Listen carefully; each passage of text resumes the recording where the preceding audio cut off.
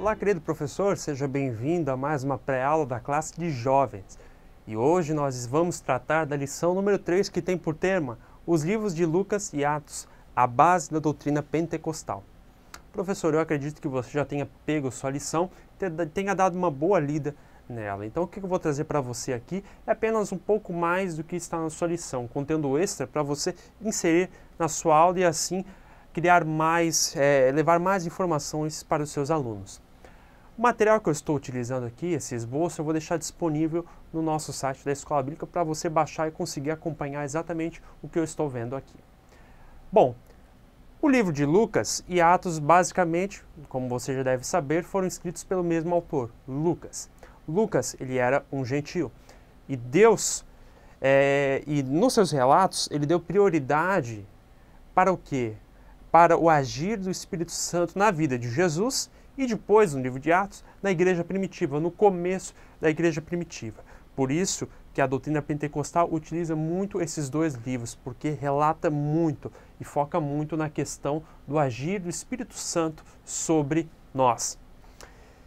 E Lucas teve essa preocupação de relatar o início, o começo da igreja, o começo dos frutos daquilo que Jesus iniciou. Então Lucas é que faz esse relato. E ambos os escritos dele têm esse foco no Espírito Santo.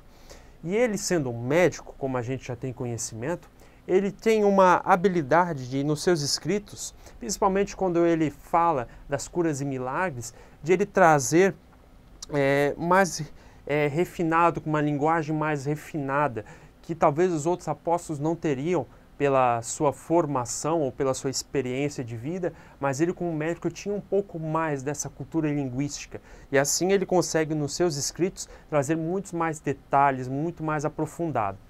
Tem pessoas que dos evangelhos preferem ler o evangelho de Lucas por esse complemento a mais que ele fez. E ele conseguia detalhar muito bem o que? As dores, os problemas que aconteciam na sociedade na época de Jesus. Ele consegue ir mais a fundo do que isso. E ele é também o autor dos evangelhos que registra mais as parábolas de Jesus, que detalha mais essas parábolas de Jesus. E ele também relata as aparições de Jesus aos seus seguidores, de como é que tudo sucedeu, desde antes do nascimento de Jesus até o começo da igreja e também o ministério de Paulo.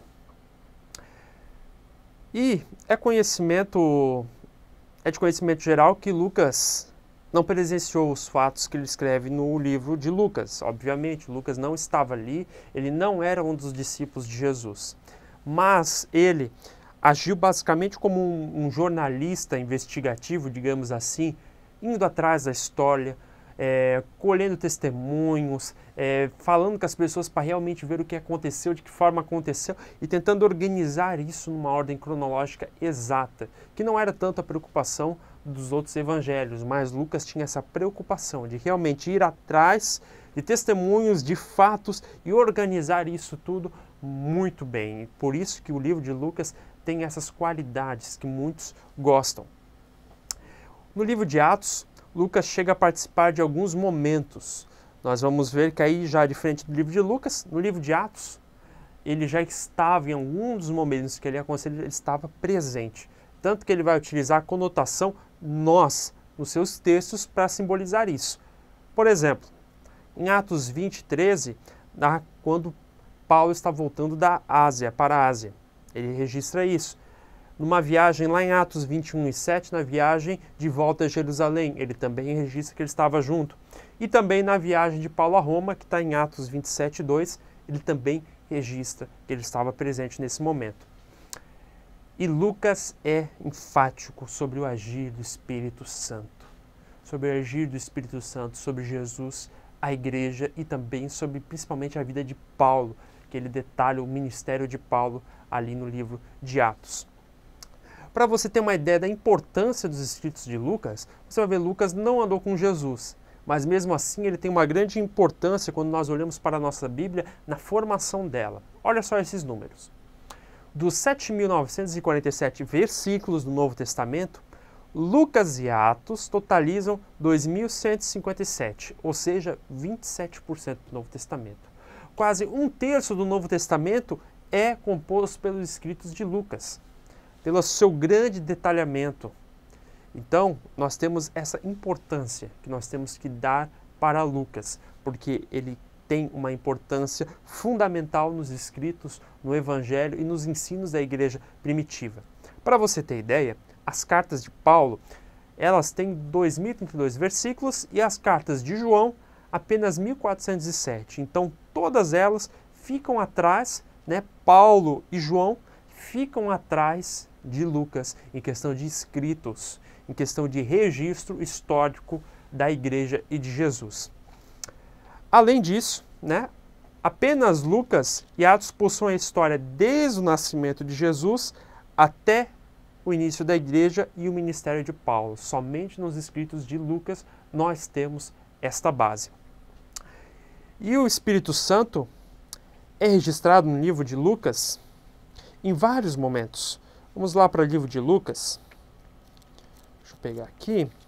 Lucas, capítulo 3 e verso 22. Nós vamos fazer algumas leituras de alguns versículos para você ver como Lucas detalha isso. Lucas 3 e 22.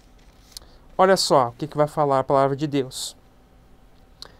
Aqui é no momento que Jesus é batizado. Lucas 3, 22 diz assim: o Espírito Santo desceu sobre ele em forma corporal, como pomba, e do céu veio uma voz: Tu és o meu filho, eu hoje te gerei. Então, Lucas relata que o Espírito Santo estava se manifestando para Jesus de forma corporal, no formato de uma pomba, e ouve-se essa voz do céu. Lucas registra isso. Pulando para Lucas 4 e 18, olha só. Lucas 4 e 18 diz assim: quando Jesus ele está lá perante os galileus fazendo a leitura do livro do profeta Isaías, ele fala isso daqui. Ele lê esse pedaço do livro do profeta Isaías. O Espírito Santo do Senhor está sobre mim, porque ele me consagrou pela unção para evangelizar os pobres. Enviou-me para proclamar a libertação aos presos e aos cegos, a recuperação de vista, para restituir a liberdade aos oprimidos e para proclamar um ano da graça do Senhor. E depois Jesus, o verso 21 diz: então começou a dizer-lhes: hoje se cumpriu aos vossos ouvidos essa passagem da Escritura. Então Lucas registra o momento que Jesus disse que o Espírito Santo do Senhor estava sobre a vida dele e tinha o escolhido para essa grande missão. Lucas registra isso novamente. No próximo capítulo, no verso 17, Lucas 5 e 17, nós vamos ver outra passagem. Olha só. Cura de um paralítico. Certo dia, enquanto ensinava, achavam-se ali sentados fariseus e doutores da lei, vindo de todos os povoados da Galileia, da Judéia e de Jerusalém. E ele tinha um poder do Senhor para operar curas. Então Lucas vai registrar de novo que a virtude do Espírito de Deus, o Espírito de Deus estava em Jesus e ele tinha esse poder de curar as pessoas. Outro momento, Lucas, no capítulo 9.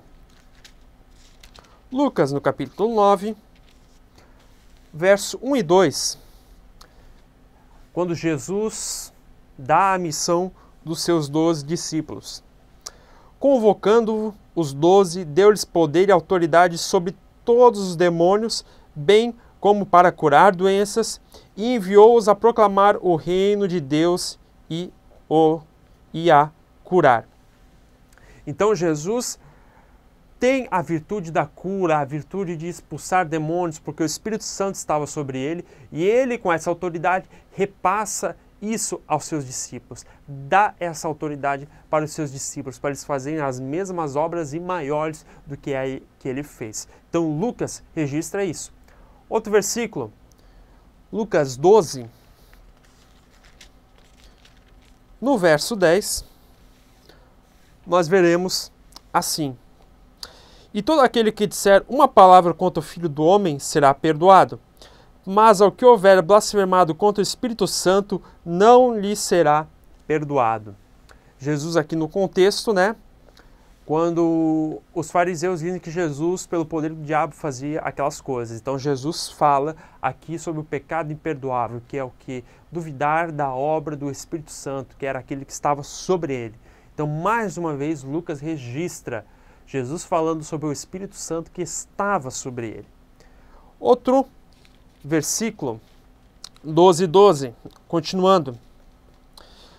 Pois o Espírito Santo vos ensinará naquele momento o que deveis fazer. Aqui Jesus está dando uma instrução para os seus discípulos. Quando eles fossem interrogados, qualquer coisa, o Espírito Santo, que Jesus já tinha dado a autoridade para eles, que já tinha passado essa autoridade do Espírito para eles, ele vai dizer, ele vai comunicar a vocês o que vocês devem fazer e dizer. Então Jesus, Lucas aqui, relata mais uma vez onde Jesus usa o Espírito Santo, a autoridade, o poder do Espírito que havia sobre ele. E no livro de Atos, nós vamos ver que ele narra o nascimento da igreja. Se você ver o capítulo 1 e 2, você vai ver fortemente isso, o surgimento da igreja. Né? Você vai ver pessoas que estavam antes escondidas e quando o Espírito Santo desce sobre todos, eles ganham a autoridade para irem e cumprirem a missão de Jesus. E ali, obviamente, você já sabe que em Atos 2 ocorre a festa do Pentecoste, uma tradicional festa judaica que reunia pessoas de todos os cantos do mundo ali na cidade de Santa Jerusalém, e ali o Espírito Santo desce. Por que o Espírito Santo desce ali? Porque ali era o momento exato, o melhor momento que poderia haver para a mensagem do Evangelho ser levada a todos os cantos da terra. Ali haviam pessoas de todos os lugares, de Cirene, persas, medos, egípcios, tudo que você imaginar. E é ali que o Espírito Santo desce e toma aquelas 120 pessoas, e nós vemos depois que Pedro, com a autoridade do Espírito Santo, anuncia que aquele Cristo que havia sido crucificado pelos judeus, ele estava vivo e era o Salvador. E ali 3.000 almas agregam, entram para o reino de Deus. E essas 3.000 almas poderiam ter pessoas de todas as localidades do mundo. E ali foi justamente aquela reação em cadeia, né? Que nem quando você tem um lago muito calmo e você joga uma pequena gota e aquela onda vai, ali o Espírito Santo, através deste momento, através da festa de Pentecoste, a mensagem do Evangelho vai e se espalha para todos os cantos da terra. Além de registrar a história de Jesus, nascimento, ministério de Jesus, morte, ressurreição, além de registrar o início da igreja e como ela começou a se expandir, Lucas registra algo extremamente importante. O começo da organização da igreja. Porque a igreja começou com Jesus, 12, uma multidão, 120 pessoas, depois mais 3.000 pessoas e foi crescendo.